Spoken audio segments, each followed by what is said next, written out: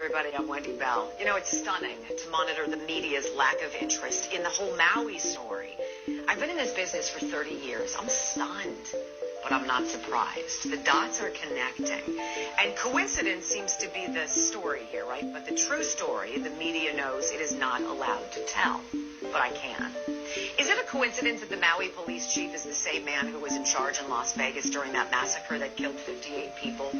Is it a coincidence that the Maui property, owned by million and billionaires, wasn't touched by the flames while homes of the locals all burned?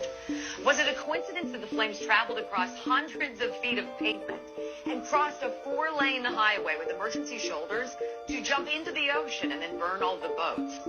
Was it a coincidence that the largest system of outdoor emergency sirens in the world never made a sound as the fire devoured Lahaina?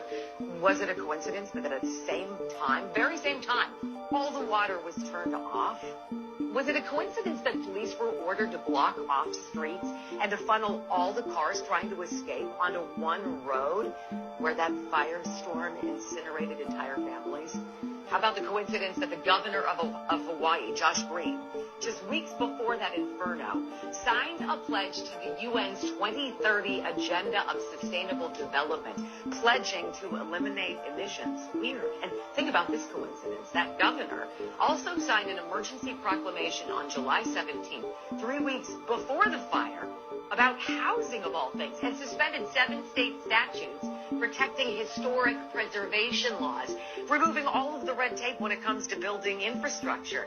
Coincidentally, the coincidence that the government put up a black fence around Lahaina, or that the FAA grounded all drones from flying over the affected areas? Is it a coincidence that since at least 2011 there have been plans to make Maui the first smart city run by 100% renewable energy, and that coincidentally 2 of the 3 largest landowners on Maui are BlackRock and the U.S. government, and that both are part of the UN's agenda?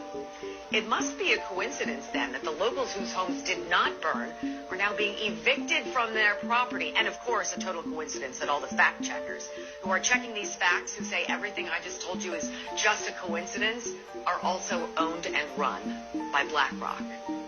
Thank goodness none of these coincidences is connected. I'm Wendy Bell. I'll see you next time for more Common Sense.